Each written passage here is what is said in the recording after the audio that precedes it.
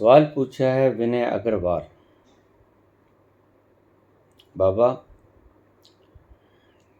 आप अक्सर विरोधी शब्दों का इस्तेमाल करते हैं। एक तरफ कहते हैं एको ब्रह्म द्वितीयो नास्ति, एक ब्रह्म ही है, दूसरा नहीं है।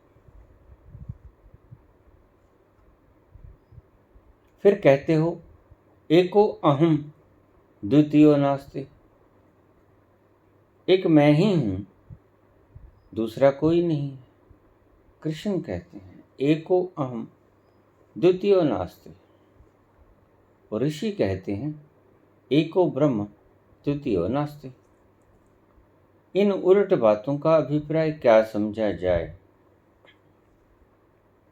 विनय अग्रवाल, एमएससी पीएचडी मैथ। शंका होती है तुम्हारी एमएससी मैथ के ऊपर भी और तुम्हारी एमएससी पीएचडी के ऊपर भी, मैथ की पीएचडी के ऊपर। सिंपल सा सवाल है, मैथ का ही सवाल है। अब तुम मैथ के एमएससी और पीएचडी होकर मेरे से सरल सा सवाल पूछते हो जिसका जवाब बिल्कुल सिंपल है।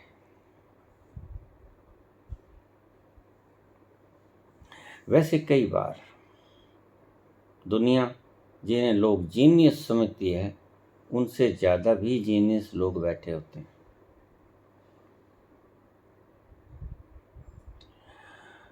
दुनिया एल्बर्ट आइंस्टीन को सबसे ज़्यादा बड़ा जीनियस मानती है। उनका आईक्यू लेवल 160 से 190 था, लेकिन उनसे भी बड़ा जीनियस अमेरिका के रहने वाले विलियम जेम्स का था। विलियम जेम्स, उनका आईक्यू लेवल था 250 से 300 और आइंस्टीन का था 160 से 190।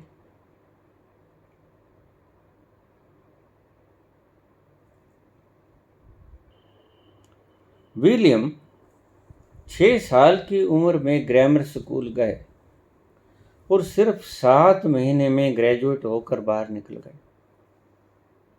सिर्फ 7 महीने में।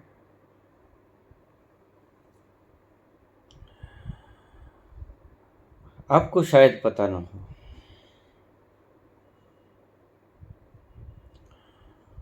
एल्बर्ट आइंस्टीन ने अपने दिमाग का 13% प्रयोग किया। जितना दिमाग उनका था उसका 13% उपयोग किया। और हैरानी की बात आपको बता दूं कि आम मनुष्य अपने दिमाग का 1 से 2% तक प्रयोग करता है, बाकी प्रयोग ही नहीं करता। 98% तो पक्का है कि वो दिमाग का प्रयोग ही नहीं करता। एल्बर्ट आइंस्टीन ने 13% दिमाग का उपयोग किया। एल्बर्ट आइंस्टीन कंघी नहीं किया करते थे, उनके बाल उथल पुथल होते देखोगे आप। मोजा नहीं पहना करते थे, जुराब। उनसे पूछा किसी ने कि आप मोजा क्यों नहीं पहनते इतनी ठंडी, और कंघी क्यों नहीं करते, इतने जीनियस हो, थोड़े बन ठन के रहा करो। इतने नोबेल, इतने आपने क्रांतिकारी खोजें की हैं, थोड़े से साफ सुथरे बन के रहा करो। चटक मटक अच्छी होती है आज की दुनिया में।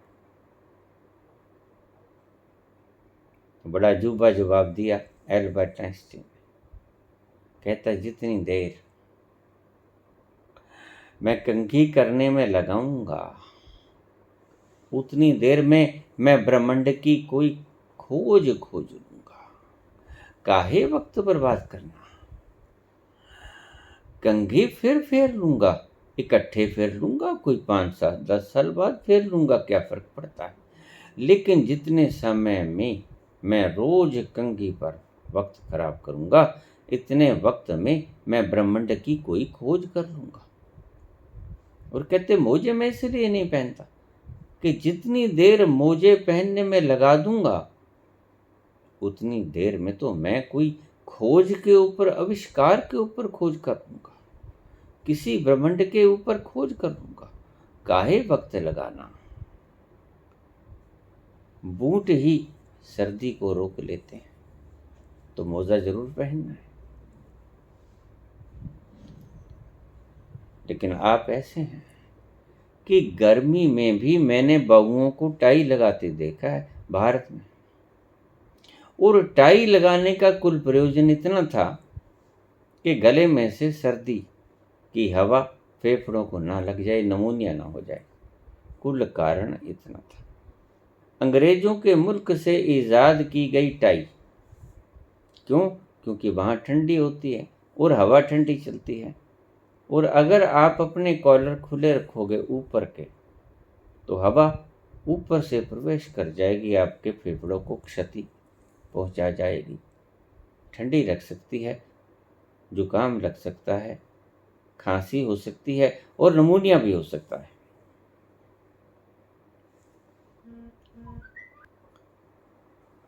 तो भारत की प्रतिभा तो यहाँ से देखी जा सकती है।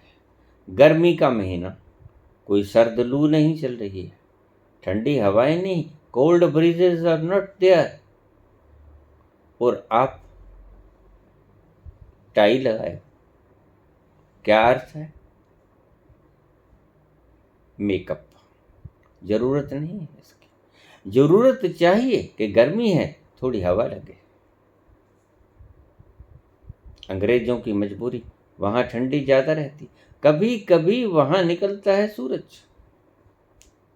आपके तो सूरज का तापमान ही बहुत होता है, और इतने तापमान के भीतर गल को बिल्कुल आप टाइट कर लेते, कोई ऊपर से हवा ही ना लगे। तो आप टाई का अर्थ ही ना समझ पाए। जब सही अर्थ चीजों के गुम हो जाते हैं तो मूर्खता क्रिएट होती है।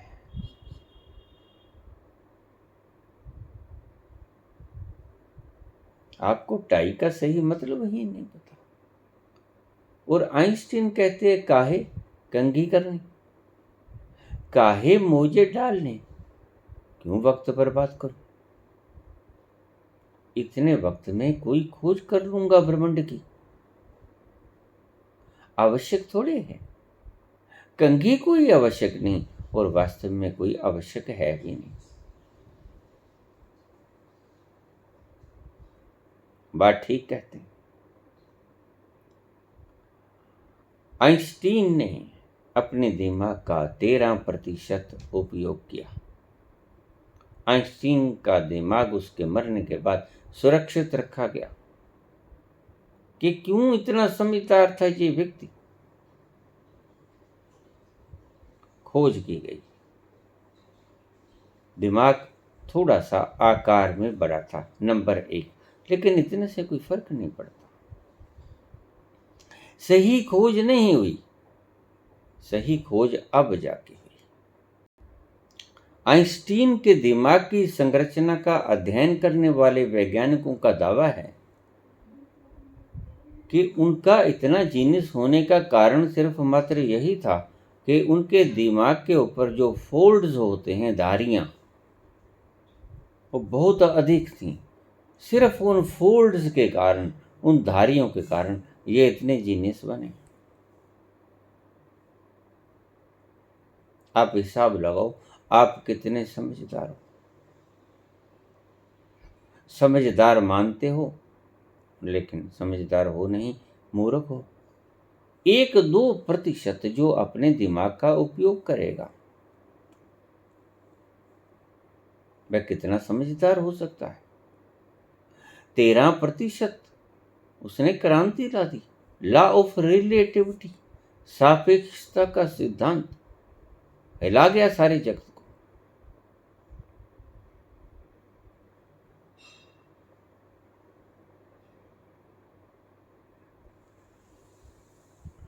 पूछा है कि ये जो उलट शब्द है, देखिए अब कैसे उलट है, मुझे ये समझ नहीं आया। आप मैथ के एमएससी पीएचडी होने में मुझे संदेह लगता है। सीधा सा मसला, हिसाब का, गणित का ये एक सवाल है। कृष्ण कहते हैं एको अहम द्वितीयो नास्ति, सिर्फ मैं ही हूं, दूसरा कोई नहीं। ऋषि कहते हैं एको ब्रह्म द्वितीयो नास्ति, सिर्फ एक ब्रह्म है, दूसरा कोई है ही नहीं। तो अब मैं घुंडी निकाल दूं, एको ब्रह्म द्वितीयो नास्ति, एको अहम द्वितीयो नास्ति। कृष्ण कहते हैं कि मैं ब्रह्म हूं, मैं ब्रह्म ही हूं, और ब्रह्म क्योंकि एक है। एको ब्रह्म द्वितीयो नास्ति, दूसरा कोई नहीं।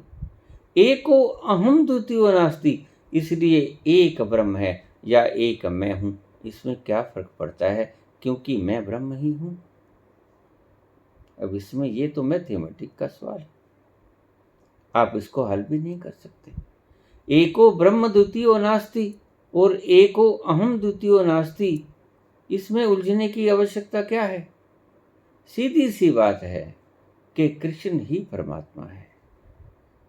एको अहम मैं, एको ब्रह्म,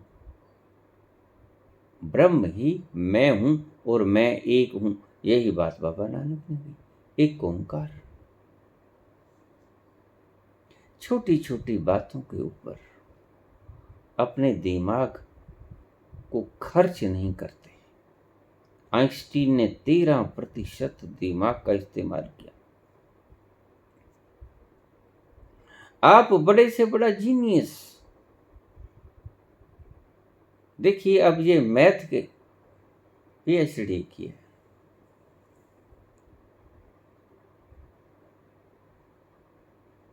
मैथ के एमएससी किए, मास्टर, और इनको इतनी सी बात का मिलाना नहीं आता, इनको दोनों बातों को। तो क्या समझे, कितना इस्तेमाल करते हैं अपने ब्रेन को। नहीं, इसका कोई बहुत लंबा चौड़ा अर्थ नहीं जिसमें आप उलझ रहे हो, जिसको आप कह रहे हो कि बाबा ये विरोधाभासी शब्द हैं। कैसे विरोधाभासी शब्द हैं बताओ, आपको मिलानी नहीं आती बातें। जब आप कहते हो सर्दी बहुत है, फिर आप कहते हो गर्मी बहुत है। सर्दी और गर्मी प्रतिद्वंदी शब्द हैं, एक दूसरे के अपोजिट शब्द हैं, लेकिन अपोजिट शब्द हैं नहीं। अब आप कहोगे ये कैसे, सर्दी और गर्मी बिल्कुल उल्ट है। सर्दी में तप जाते हैं, गर्मी में, सर्दी में जम जाते हैं, गर्मी में तप जाते हैं। एक बात कैसी, प्रभाव अलग अलग दोनों चीजों के, तो एक बात कैसी है, सर्दी में कुल्फा जम जाता है, गर्मी में पिघल जाते हैं हम।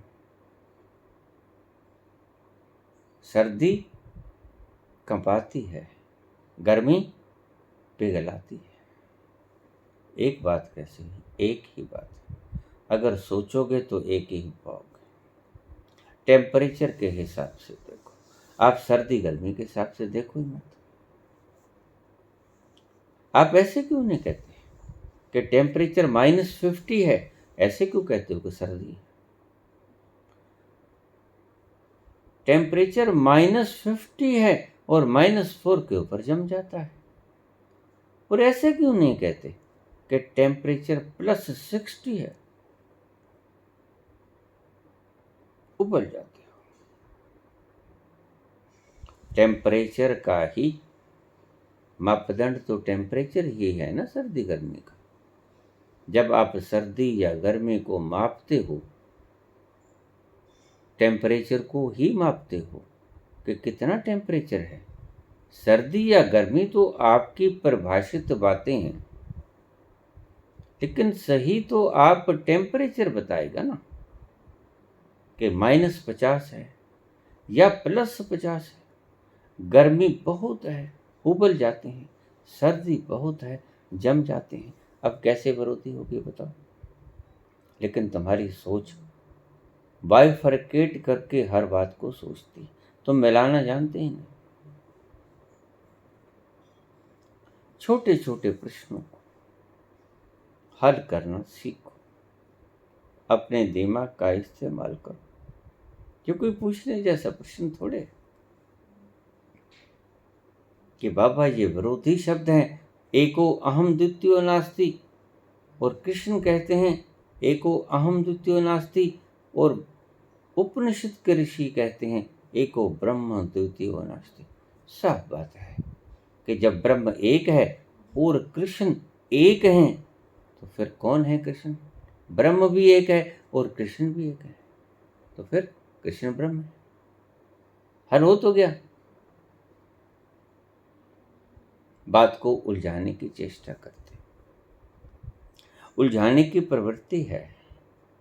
उन प्रवृत्तियों के संस्कारों के चलते आप सीधी सीधी बात को सोच नहीं सकते। ईश्वर कितनी सरल चीज है। बुल्ले शाह कहते हैं रबदा की पाना, इधरों पुटना उधर लाना। बिल्कुल ठीक कहते हैं। और आपने कितने शास्त्र गढ़ लिए। शास्त्रों का बोझ उठाया नहीं जाता।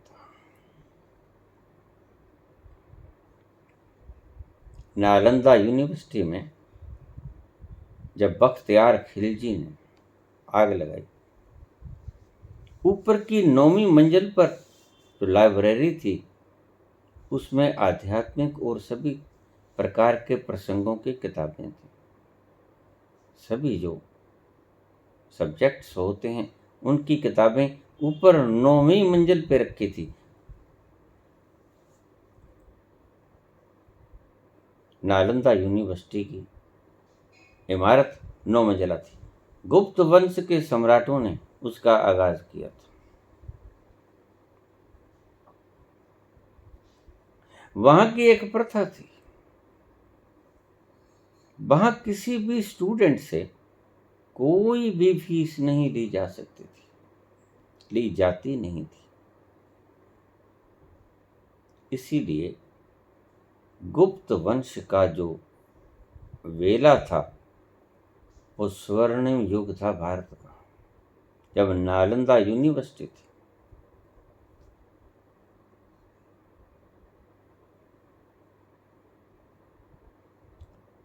नौवीं मंजिल, 9 मंजिल इमारत थी, उस वक्त की बात है। गुप्त वंश, गुप्त वंश का संस्थापक था श्री गुप्त। 319 से 350 ईस्वी तक उसने राज्य किया। उसका जो प्रथम शासक था वो था चंद्रगुप्त, चंद्रगुप्त प्रथम, जिसने के 319 से 350 ईस्वी तक महाराजा धीराज की उपाधि धारण की और उसने गुप्त वंश की नींव डाली। वो था चंद्रगुप्त प्रथम। वह साम्राज्य जिसका वास्तविक संस्थापक चंद्रगुप्त प्रथम था, गुप्त वंश कहलाया, गुप्त साम्राज्य कहलाया। नालंदा यूनिवर्सिटी गुप्त वंश में ही स्थापित की गई।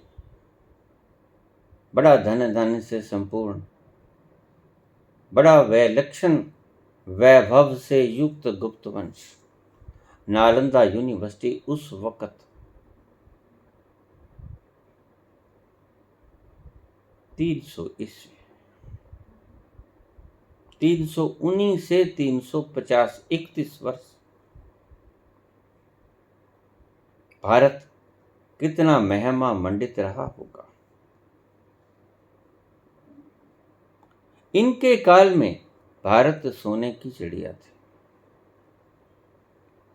9 मंजिला इमारत और 9वीं इमारत पर, 9वीं मंजिल पर एक बहुत बड़ी लाइब्रेरी थी। बड़ा विशाल भूभाग था नालंदा यूनिवर्सिटी के। करीब 20,000 के करीब लोग वहाँ बच्चे पढ़ते थे। और देखिए, आज तो हमारे बच्चे बाहर जाते हैं, कनाडा जाते हैं, यूएसए जाते हैं, ऑस्ट्रेलिया जाते हैं पढ़ने के लिए।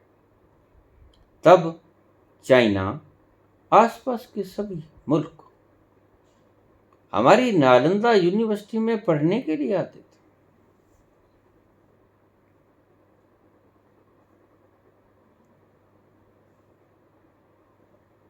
बख्तियार खिलजी ने जब आक्रमण किया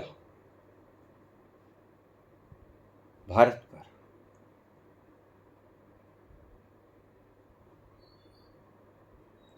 तो उन्होंने पूरी प्लान बना ली अपने सारे सेनापतियों के बीच में बैठ के कि हमने इस नालंदा यूनिवर्सिटी को समाप्त करना है, क्योंकि यही है मुख्य कारण इनके सोने की चिड़िया बनने की। हम लूट के ले जाएंगे, इनके पास विद्या है, ये फिर से कमा लेंगे। इसलिए विद्या के बारे में ये कहा जाता है कि 100 हाथों से इकट्ठी करो, 1000 हाथों से बांट दो। एक विद्या ही ऐसा धन है जिसकी चोरी नहीं हो सकती, बाकी तुम्हारे सभी धन चुरा लिए जाते हैं।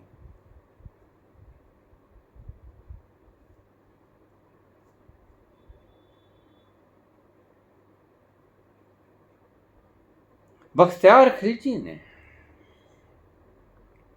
जैसे ही आक्रमण करने के लिए अपने मुख्य सेनापतियों की मीटिंग बुलाई और तय कर लिया गया कि इसको तहस नहस कर देंगे नालंदा यूनिवर्सिटी। 70-80 के करीब उसके सेनापति और मंत्री और समझदार लोग। क्या हुआ? अचानक एक कुदरती आफत पड़ गई कि बख्तियार बीमार हो गए, खिलजी बीमार हो गए। उसके साथ सभी डॉक्टर्स की टीम भी थी। अपनी पूरी समूची टीम के साथ वो भारत पर आक्रमण करने के लिए आया था। डॉक्टरों की टीम भी थी, बाकी सभी प्रकार के जीनियस की टीम पूरी थी। सभी प्रकार के विद्वान से विद्वान लोग जो महारथी थे वो उसकी फौज में शामिल थे। डॉक्टर्स भी थे। बीमार हो गया, ठीक नहीं हुआ। डॉक्टर ने इलाज किया, लेकिन आखिर में डॉक्टर ने हाथ खड़े कर दिए। जब इतना कमजोर हो गया बख्तियार खिलजी, लेकिन हिंदुस्तान के साथ नफरत बहुत थी। हिंदुस्तान को लूटना है, किसी तरह तबाह करना है। मूर्खों की यही निशानी होती है, तबाह करना। They can not construct, they can destruct only. बना नहीं सकते, वो सिर्फ बिगाड़ा करते हैं। डिस्ट्रक्शन कर दो, मूर्खों की यही निशानी होती है। पुश्तैनी जायदादों को खत्म कर दो, ये मूर्खों की निशानी।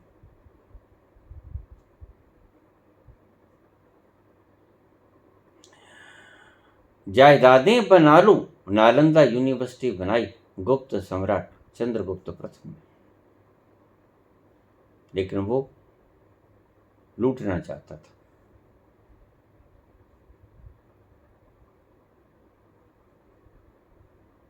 ये इतने समझदार लोग क्यों हैं? पुरातन संस्कृति, इतने समझदार क्यों हैं? इतनी किताबें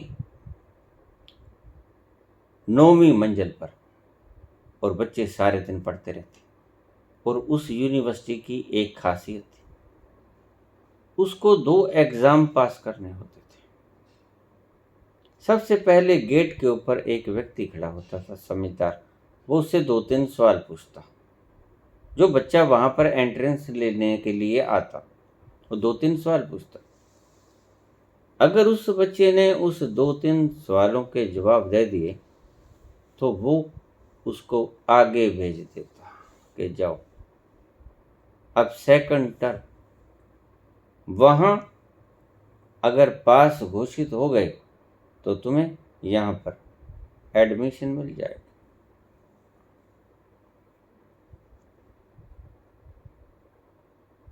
दूसरी जगह जाता, वहाँ से उससे कुछ सवाल और मुश्किल पूछे जाते, अति मुश्किल सवाल पूछे जाते जो सिर्फ जीनियस ही बता सकता है,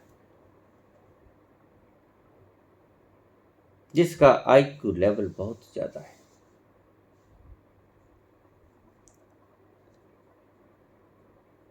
जो बच्चा उन सवालों के जवाब भी दे देता उसे एडमिशन मिल जाता। और क्या बेनिफिट था?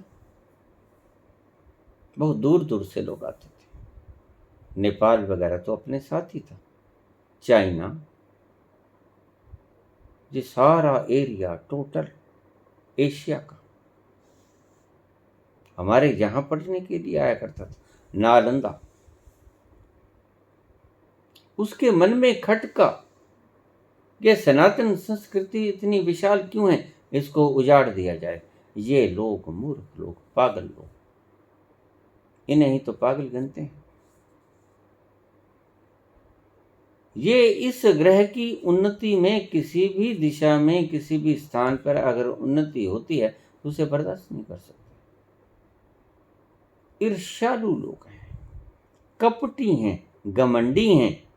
ये नहीं देखते कि हमारी धरती के ऊपर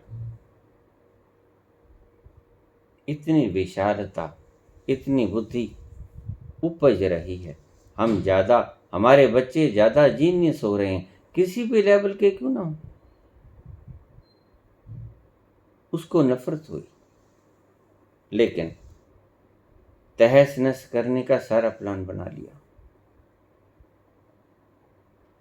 बीमार हो गया, उसके डॉक्टरों ने बहुत कोशिश की, नहीं ठीक हुआ, समझ ही नहीं आई क्या बीमारी है। तो उनके डॉक्टर्स ने कहा, महाराज मेरी बात सुन लीजिए, यहां बहुत पहुंचे हुए डॉक्टर्स हैं,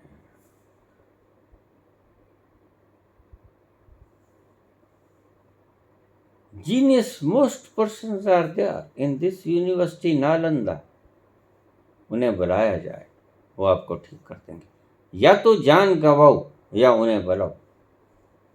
खिलजी कहने लगा, बुलाऊंगा तो नहीं मैं, लेकिन बुलाऊंगा किसी और ढंग से।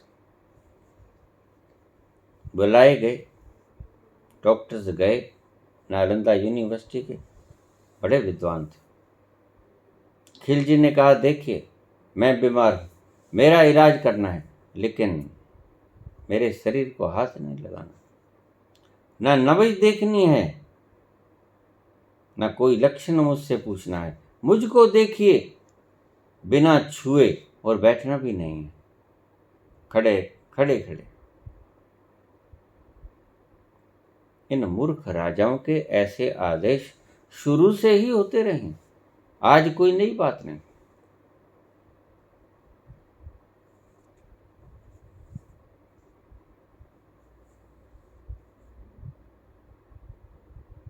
दूसरे अर्थों में आज भी हैं, आज कोई नई बात नहीं। समझ लीजिए बातों को। मूर्ख तो मूर्ख ही होता है, किसी गुप्त में हुए हों साम्राज्य, चाहे कभी भी हुए हों, मूर्ख सदा ही रहते हैं। मूर्ख महामूर्ख ये सदा ही रहते हैं, कभी इनका अकाल नहीं पड़ा। जीनियस भी सदा ही रहते हैं।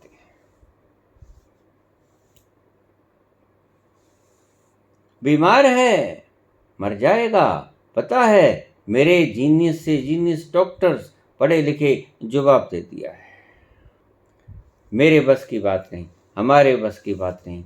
नालंदा यूनिवर्सिटी के स्कॉलर्स को बुलाओ, तुम्हारा हल कर देंगे। और हमें विश्वास है, वो आर कन्फर्म कि आप ठीक हो जाएंगे, बीमारी खत्म हो जाएगी। बुला लिया, लेकिन ना बुलाए जैसा हुआ, अपमानित करके पूछ रहे हैं, खड़े रहकर मेरा इलाज करना, मेरे शरीर की किसी प्रकार का निरीक्षण नहीं करना। और देखिए, ये तो इन डॉक्टर्स की मेहरबानी रही कि उन्होंने उसका इलाज करने के लिए मना नहीं किया। उसको देखा, दूर से सारे लक्षण देखे, शरीर को टच नहीं करना था, शर्त थी, बैठना भी नहीं था, और इलाज खुद का करा रहा है। अब भला देखो, इसमें और कालिदास में क्या फर्क है? जिस डाहिने पे बैठा उसे काट रहा है। मर जाएगा अगर इस डॉक्टर के दिमाग में थोड़ी भी बेईमानी आ गई, या थोड़ा भी अहंकार आ गया, या थोड़ा क्रोध आ गया, ये तुम्हारा इलाज करेगा और ऐसा करेगा, तुम याद रखो। लेकिन डॉक्टर्स बहुत शील स्वभाव के थे। यही सिखाया गया था हमारी सनातन संस्कृति में। छल कपट विकार धूर्त झूठ कफर तूफान सिखाया ही नहीं गया था।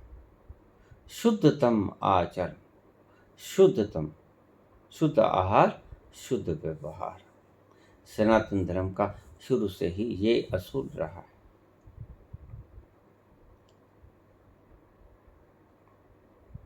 डॉक्टर्स ने उसे अच्छी तरह देखा। दवा भी कोई नहीं खानी, दवा कोई नहीं खानी है, कोई टेस्ट नहीं, कोई नब्ज नहीं दिखाऊंगा, किसी शरीर के किसी पोर्शन का कोई भी आपने टेस्ट नहीं करना है, इलाज भी करना है। अब इससे बड़ा मूर्ख और कौन होगा? लेकिन गुप्त वंश का वो डॉक्टर धन्य है, सभी शर्तों के पूरी करते हुए चला गया। दवा भी कोई नहीं लेनी, एक कुरान भेज दी गई, उस कुरान के पन्ने के ऊपर कोई ऐसी दवा लगा दी गई। देखिए कितना संपन्न भारत था, कितनी गहरी खोजें थी हमारे ऋषियों। उसके ऊपर पन्नों के ऊपर ऐसी लेपन कर दी गई सहज, और कह दिया गया कि इसके 5 पन्ने 10 पन्ने रोज पढ़ने,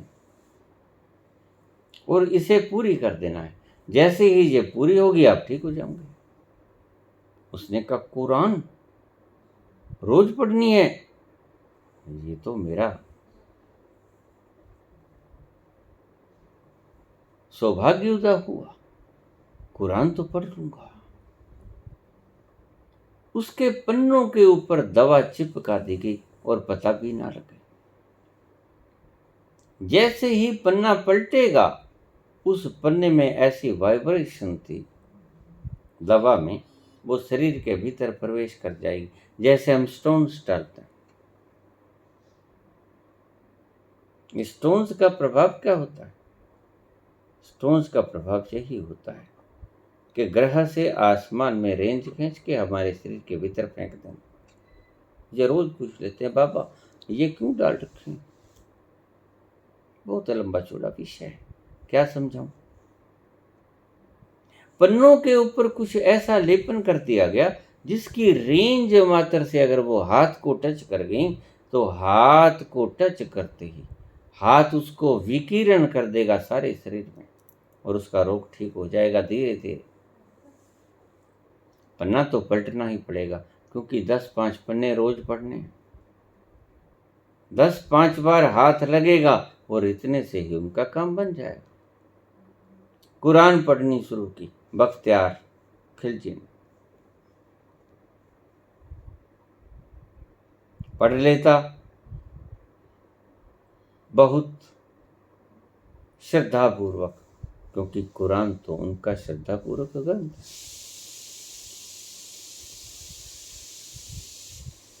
मोहम्मद की उतरी हुई आयतें,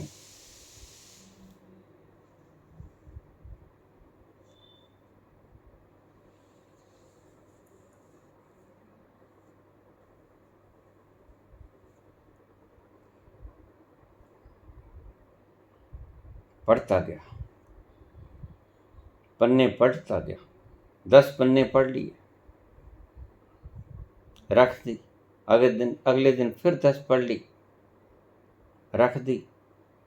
धीरे धीरे धीरे धीरे जैसे जैसे कुरान पढ़ता गया ठीक होता गया, और जिस दिन कुरान पूरी पढ़ ली बिल्कुल ठीक हो गया, छाल मार कर चारपाई से खड़ा हो।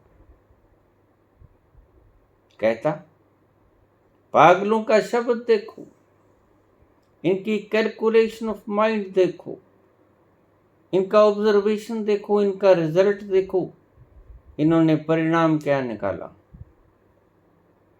यह अल्लाह, तेरी कुरान पढ़ने से मैं रोग मुक्त हो गया। अरे मूर्ख, कुरान पढ़ने से तू रोग मुक्त नहीं हुआ, रोग मुक्त हुआ नालंदा के डॉक्टर्स की मेहरबानी से, जो तेरी शर्तों के ऊपर उन्होंने तूने ठीक कर दिया। तूने कोई कोर कसर बाकी न छोड़ी थी। खड़े रहना है, टच नहीं करना, सिर्फ देखकर, कोई दवा नहीं लूंगा, मुझे ठीक भी करना है।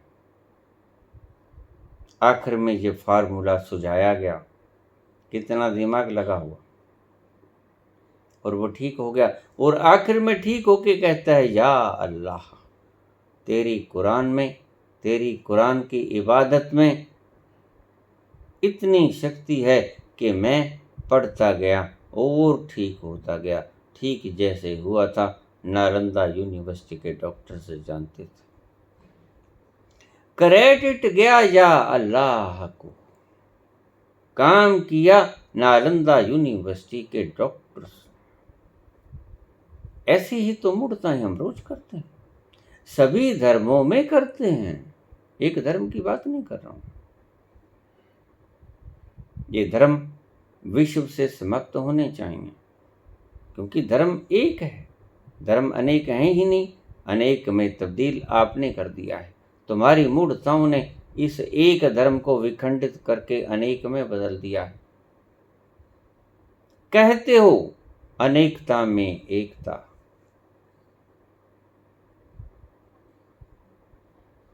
हिंदू की विशेषता क्या विशेषता? अनेक से एक किया या एक से अनेक किए हो? तुम पहले अपने आप को तो सुधारो, दूसरों को बाद में सुधार लेंगे जब तुम एक हो जाओगे। अगर तुम एक हो गए तो दूसरों को सुधार ही लोगे। तुम अभी एक हो ही नहीं, तुम खुद ही विखंडित हो।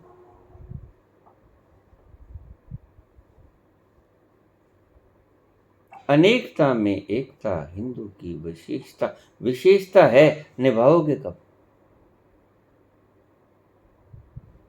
अभी तो बाइफरकेट करने में पड़े हो, अभी तो आपकी सारी शक्ति तोड़ने फोड़ने में लगी।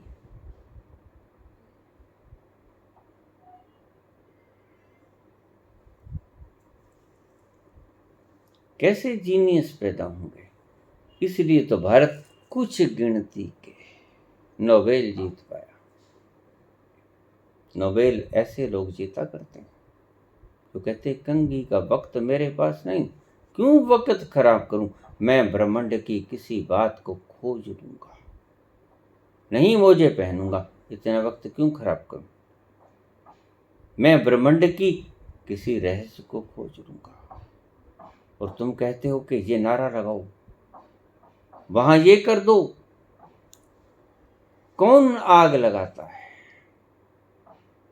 कौन नारेबाजी करवाता है, कौन एक एक बुर्की दे के माता अपने बच्चों को पालती है, सभी को अपने बच्चे प्यारे होते हैं।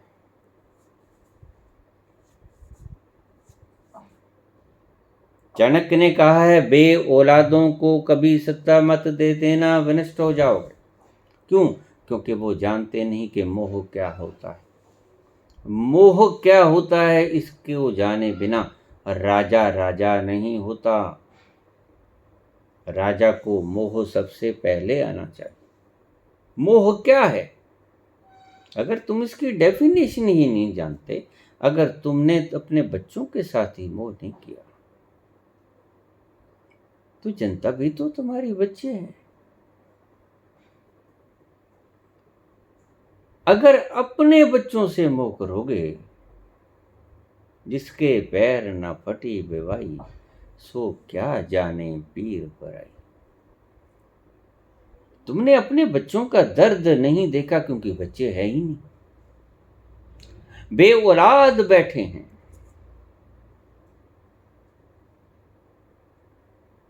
ये दूसरों को बे औलाद कर देंगे।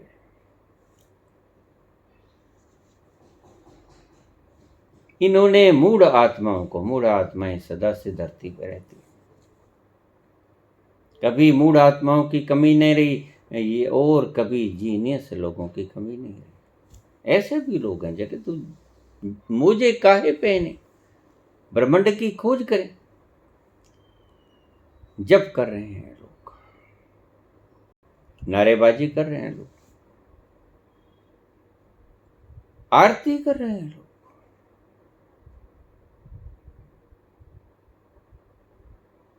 प्रार्थना कर रहे हैं लोग, पूजा अर्चना जप तप। इसलिए मैं कहता हूं कि अगर जीनियस पैदा करने हैं तो पूजा मत कर, जप मत कर, ये तुम्हारे पाखंड मत कर।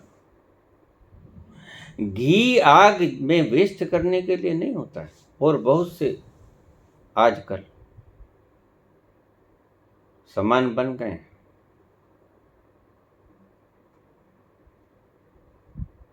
कीटाणुनाशक, उनका उपयोग कर लेना, ज्यादा फलदायी होंगे, ज्यादा उपयोगी होंगे।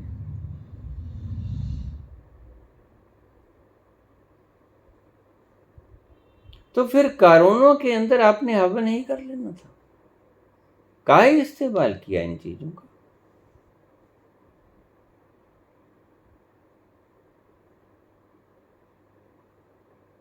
घी होता है गरीबों को थोड़ी शक्ति प्रदान करने के लिए, जलाने के लिए घी नहीं होता। ये मूढ़ताएं, इन मूढ़ताओं को खत्म करना होगा। गरीब बच्चा बाहर बैठा है, उसको सूखी रोटी मिलती है और आप घी को अग्नि में फेंके चले जाते हैं, क्या होता है?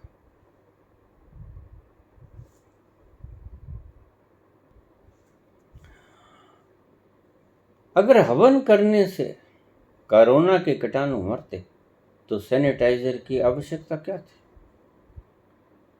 आपके हवन से ज्यादा कारगर सैनिटाइजर से दूर है। आजकल साइंस ने बड़ी तरक्की कर ली, लेकिन आप 6000 साल पुराने ऋग्वेद काल में उलझे हुए हो। सैनिटाइजर की आवश्यकता की, किसने हवन किया? हाइजीनिक होने के लिए किसी ने हवन किया? सैनिटाइजर का इस्तेमाल किया। मूढ़ आत्माएं सदा से रही और इन्होंने ही बिगाड़ा है, वो चाहे किसी भी जाति का क्यों ना हो। बख्तियार खिलजी हिंदू नहीं था, मुसलमान था,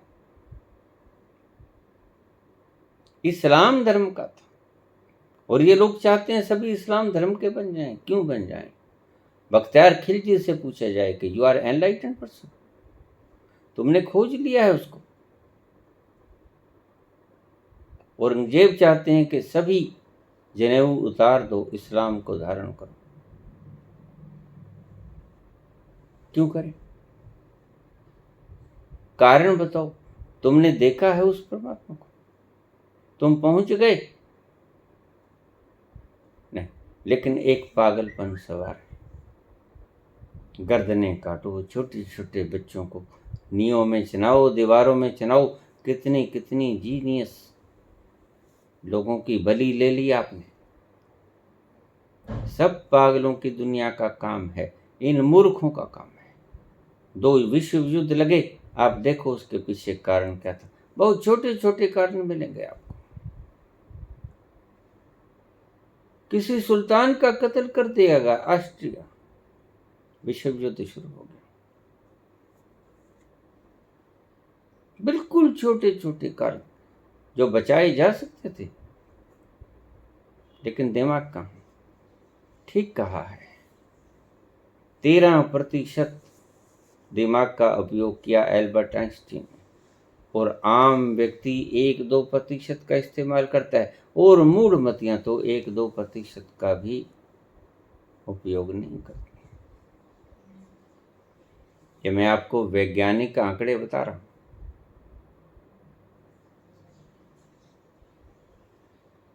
कोई नहीं जानता, समझते सब हैं कि हम सबसे ज्यादा होशियार हैं, लेकिन ऐसा नहीं होशियारी होती।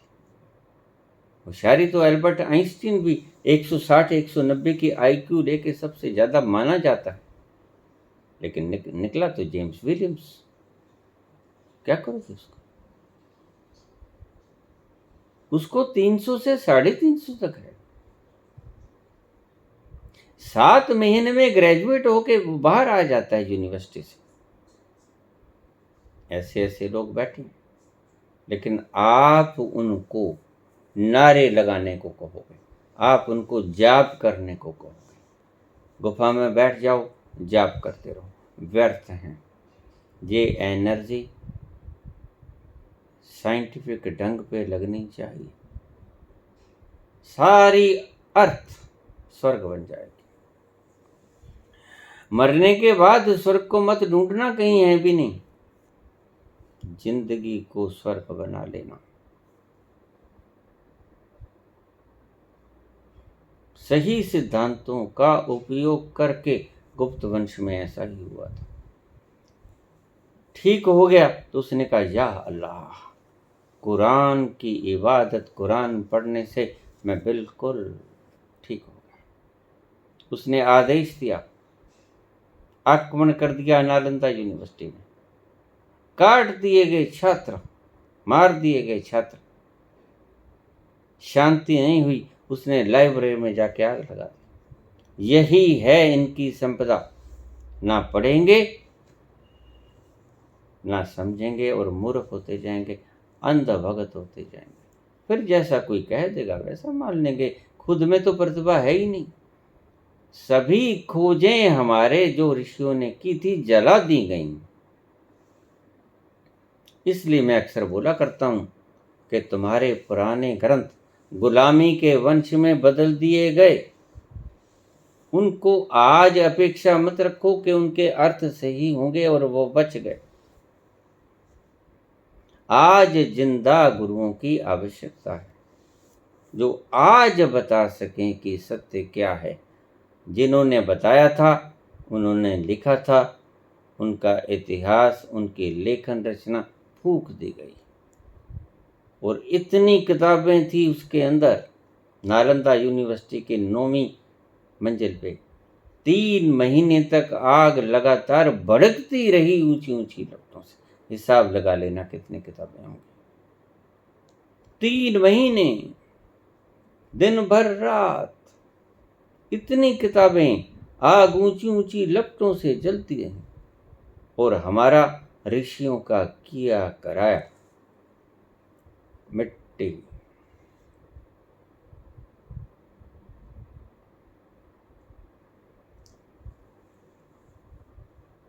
तुम मैथ की MSc PhD होकर ऐसे छोटे छोटे सवाल पूछ रहे हो, मुझे हैरानी होती है। तुम्हें जीनियस बनना चाहिए था।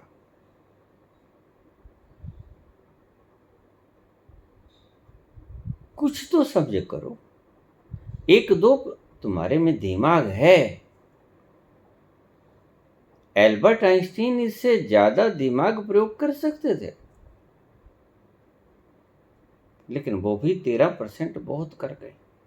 और आप 1-2% से ज्यादा इस्तेमाल करो। ये आपकी मूढ़ता है, और मैं मूढ़ उसे ही कहता हूं जो 100% दिमाग में से 1-2% का भी इस्तेमाल नहीं करता। सामान्य से नीचे की श्रेणी में आते हैं ये लोग, और उतना भी इस्तेमाल नहीं करते।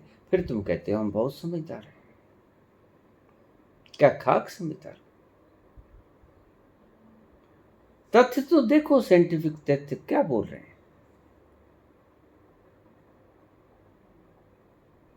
लेकिन तुमने तो बेवकूफियां करनियां सदा से सीखी हैं। तुम्हारे आकाओं ने तुम्हें जो समझाया है कि जो बोले उसको उठाओ, उसके ऊपर गंभीर अपराध लगाओ, पटक दो जेल में, चाहे कितना भी जीनियस क्यों ना हो, क्योंकि हमने तो जीनियस पैदा ही नहीं करना, हमने भिखमंगे पैदा करने, भिखारी पैदा करने।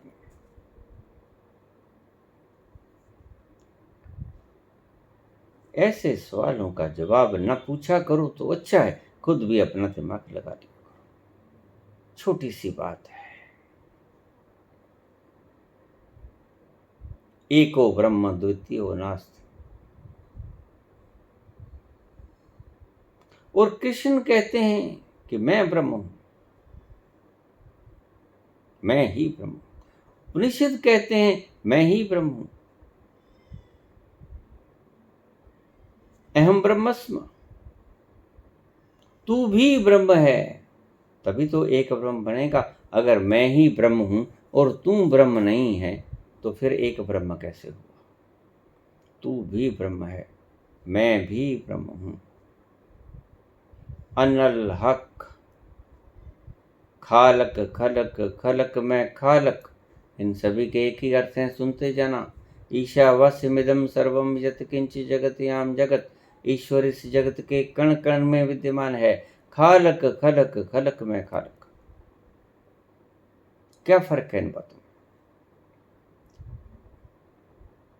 तत्वमसि श्वेत केतु, हे श्वेत केतु, तू ही तो ब्रह्म है। जो मैं हूं वही तू है।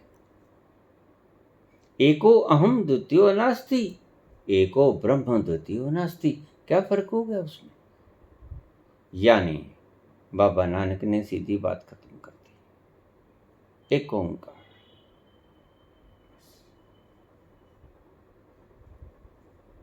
सरल शब्दों में स्पष्ट कर दिया।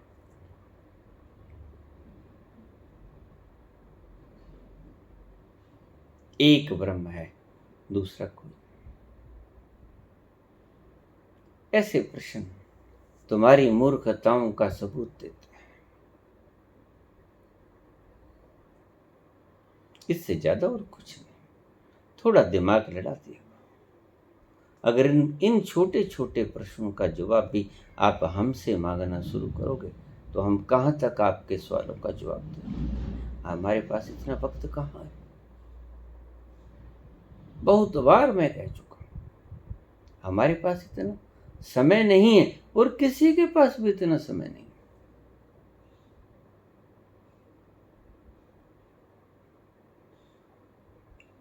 बस अब गिरे तब गिरे। सभी ऐसे हैं, ये माटी के पुतले। समझो चाहे कुछ भी, अपने दिमाग में तुम कुछ भी बने फिरो, लेकिन उस परम शक्ति के आगे तुम नगण्य हो, नेगलिजिबल। होश में आओ, अपनी सूझ का इस्तेमाल करना शुरू कर दो। साइंटिस्ट कहते हैं कि आपका 100% दिमाग, आप 1 या 2% इस्तेमाल करते हो। आपके जीनियस एल्बर्ट आइंस्टीन ने 13% का इस्तेमाल किया और इतनी खोजें कर गए। अपनी शक्ति को जप में, तप में, पूजा में, उपासना में मत लगाओ, बेकार जाएगी। तुम देख लेना, मेरे पास 25 वर्ष के लोग भी आते हैं, मेरे पास 90 वर्ष के लोग भी आते हैं। दोनों का एक ही प्रश्न होता है, हम दुखी। इसका मतलब कहीं त्रुटि है। आपके ईश्वर को पाने के मार्ग में कोई त्रुटि है, और त्रुटि क्या है। तरीके गलत हैं। जो तरीके आपके शास्त्र, आपके सदगुरु आपको समझाते हैं वो गलत। खोजिए, सही तरीकों का इस्तेमाल कीजिए। उन तरीकों का इस्तेमाल करके आप पहुंच जाओगे जहां पहुंचना चाहते हो, जहां जाकर सब दुख मिट जाते हैं। जहाँ जाकर दुख नाम की कोई चीज नहीं रहती, जहाँ अमृत ही अमृत बरसता है, खुशबू ही खुशबू फैली होती है, जहाँ कोई विषाद नहीं, कोई चिंता नहीं, आनंद ही आनंद है। धन्यवाद।